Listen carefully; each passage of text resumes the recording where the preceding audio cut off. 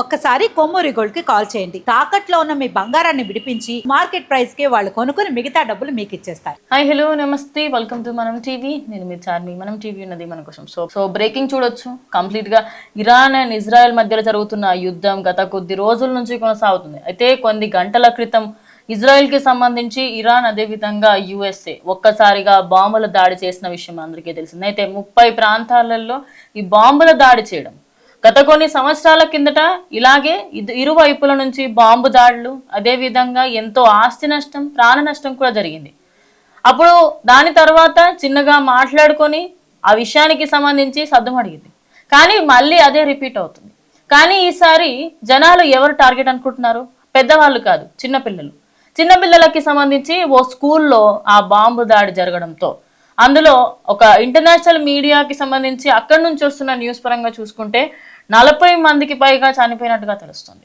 మరి ఆ సంఖ్య అనేది పెరిగే అవకాశం కూడా ఉంది అంటున్నారు. ఇంకొన్ని దాంట్లలో ఒక 30 మంది వరకు చనిపోయారు అంటున్నారు. పిల్లల పైన కాదు కదా చూయించాల్సింది మనం. మీరు ఏదైనా గొడవలు పడాలి అనుకున్నా, ఏదైనా అనుకోండి, మీరు కొట్టుకొని చావాలి. అదే కానీ ఇటు పిల్లల పైన ఎందుకు అనేది ప్రజెంట్ అయితే నడుస్తుంది. అయితే దానికి సంబంధించి అటు ఇజ్రాయెల్ నుంచి అదే విధంగా ఇజ్రాయెల్కి సంబంధించిన ఫ్యామిలీస్ ఎంతో మంది తలలు బాదుకుంటూ ఉన్నారు. మా పిల్లలకి సంబంధించి భద్రత లేదు అంటూ బాగుపోతున్నారు. అయితే ఇప్పుడు ఇరాన్లో అదే విధంగా ఎప్పుడైతే ఇరాన్ కానీ ఏదైనా దేశం దాడి చేస్తే అక్కడ దగ్గరలోని హోమ్ ఫ్రంట్ కమాండ్ యాప్ అని చెప్పేసి వస్తుంది. అది కంప్లీట్లీ రెడ్ కలర్లో వచ్చిందంట. సో అంటే అది రెడ్ కలర్లో వచ్చినా, అది సైరన్ మోగించినా ఖచ్చితంగా యుద్ధ వాతావరణం జరుగుతుంది అని అక్కడి వాళ్ళకి సూచన. అప్పటికే తెలుసుకున్నప్పటికీ కూడా ఇంత దారుణం జరిగింది. మరి ఈ సంఖ్య పెరిగే అవకాశం ఉందా, లేకపోతే ఇది అక్కడ మీడియా వాళ్ళు చేస్తున్న కథనమా అనేది ఇంకా బయటికి రాలేదు. కానీ మనం ఇప్పుడు ప్రజెంట్ ఇరాన్కి సంబంధించి అదేవిధంగా ఇజ్రాయెల్కి సంబంధించి చూసుకుంటే ఇందులో మెయిన్ కర్మ క్రియ ఎవరో తెలుసా? యుఎస్ఏకి సంబంధించిన ప్రెసిడెంట్ అయిన ట్రంప్. ఎస్, మీరు విన్నది నిజమే. యుఎస్ఏకి సంబంధించి ట్రంప్ ఎన్నో సంవత్సరాలుగా ఆయన ఎప్పటి నుంచో నేను నోబెల్ ప్రైజ్ గెలుచుకోవాలనుకుంటున్నాను, నేను శాంతికి సంబంధించి నేను ముందుకు వెళ్తాను అంటారు.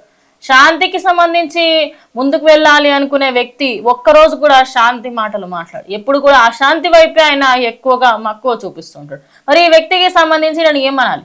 అయితే అక్కడ జరిగిన ఈ ఘటనకి సంబంధించి దేశానికి సంబంధించిన మిలిటరీ వాళ్ళందరికీ కూడా వెల్లడించినప్పటికీ కూడా అక్కడ 30 ప్లేసులలో దాడి చేశారు అన్నంత వరకు అయితే వినిపిస్తుంది. మరి అక్కడ ప్రాణ నష్టం ఎంత జరిగింది? పిల్లలకి సంబంధించి స్కూళ్ళల్లో కూడా ఇలా చేయాల్సిన అవసరం ఏంటి? అదే విధంగా బాంబు దాడులు చేసుకోవాలి అనుకుంటే బార్డర్ల మధ్యలో చేసుకోండి, కానీ మిలిటరీ కొట్టుకోవాలి కానీ జనాల మధ్యలోకి తీసుకురావడం ఎందుకు? జనాల ప్రాణాలు తీయడం ఎందుకు? మీకు 1,00,000 కారణాలు ఉండొచ్చు, కానీ జనాల ప్రాణం తీసే అర్హత మీకు ఎవరిచ్చారు? ప్రజెంట్ సోషల్ మీడియా అదే విధంగా ఎక్కడ చూసుకున్నా కూడా మనకి దీని గురించే ఎక్కువగా వినిపిస్తున్న వార్తలు. అయితే ఇరాన్కి సంబంధించి ఇరాన్ కూడా ప్రతి ఒక్కరూ ప్రజెంట్ అందరూ కూడా ట్వీట్స్ చేస్తూ ఉన్నారు. ఆ ట్వీట్స్లలో చాలా మంది ప్రాణాలు కోల్పోయారు అంటూ కూడా వస్తున్న కథనాలకి సంబంధించి అందులో ఎంత వాస్తవం ఉంది, ఎంత అవాస్తవం ఉంది అనేది మనం కొద్దిసేపు పక్కకు పెడితే యుద్ధ వాతావరణం ఉంది అనేది నిజం. అంటే ఇరువైపులా చూసుకున్నా ఇటు ట్రంప్ చేస్తుంది ఏంటి అంటే 4 దిక్కుల నుంచి 4 యుద్ధాలను స్టార్ట్ చేసి నోబెల్ ప్రైజ్ కావాలి అంటాడు. మరి నువ్వు యుద్ధాలు చేస్తూ, యుద్ధాలను ప్రోత్సహిస్తూ, యుద్ధానికి సంబంధించి ఆయుధాలు పంపిణీ చేస్తూ ఇవన్నీ చేస్తూ ఉంటే ఎవరైనా ముందుకు రావాలని ఎందుకు అనుకోరు. సో ప్రజెంట్ జరుగుతున్న విషయం అదే. విద్యార్థులకి సంబంధించి ఎంతో మంది మృతి చెందారు అనేది ఇప్పటికీ వస్తున్న వార్త. అయితే కొన్ని వీడియోలు బయటకు వస్తున్నాయి. అయితే ఆ వీడియోలలో చూసుకుంటే ఎటువైపు చూసుకున్నా మంటలు చెలరేగడము, ఏ కొన చూసుకున్నా కూడా పిల్లలకి సంబంధించి అక్కడ తల్లిదండ్రులు రోధిస్తున్న వీడియోలు బయటకు వస్తున్నాయి. మరి వీటన్నిటికీ సంబంధించి ఏమైనా మార్పు జరుగుతుందా, ఈ యుద్ధం అనేది ఆగుతుందా అనేది ఇంకా తెలియట్లేదు.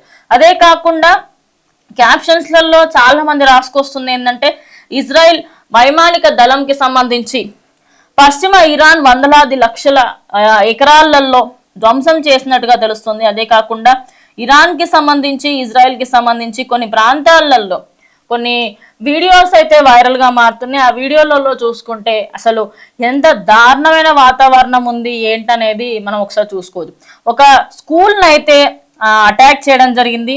అయితే ఒక హండ్రెడ్స్ ఆఫ్ మిలిటరీస్కి సంబంధించి మిలిటరీ ఏరియాస్ ఉంటాయి కదా, మిలిటరీకి సంబంధించిన స్టూడెంట్స్ కావచ్చు, లేకపోతే ట్రైనింగ్ తీసుకునే వాళ్ళు కావచ్చు, లేకపోతే హెడ్ క్వార్టర్స్ కావచ్చు, ఏదైనా కూడా అటు మిలిటరీకి సంబంధించిన వాటిలో ఎక్కువగా ఫోకస్ చేసి మిసైళ్లను లాంచ్ చేయడం జరిగింది. లాంచ్ చేసిన మిసైళ్లలో చాలా మందికి గాయాలయ్యాయి. ఇక కొంతమంది అయితే ప్రాణాలు కోల్పోయారు కూడా. ఇక ఈ సంఖ్య రేపటికల్లా ఖచ్చితంగా పెరిగే అవకాశం ఉంటుంది. సో ఓవరాల్ గా ప్రజెంట్ ఇరాన్ అండ్ ఇజ్రాయెల్ మధ్యలో జరుగుతున్న ఈ యుద్ధంలో సామాన్యుల ప్రాణాలు పోతున్నాయి. మరి ఇంకెంత దూరం వరకు తీసుకెళ్లాలనుకుంటున్నారు? మరి ఇందులో ట్రంప్కి ఇంత ఆసక్తి ఎందుకు? అలా మనుషులు ప్రాణాలు పోతుంటే ట్రంప్కి ఆసక్తికరంగా ఉందా? చూడ్డానికి ఆయనకు బాగుందా?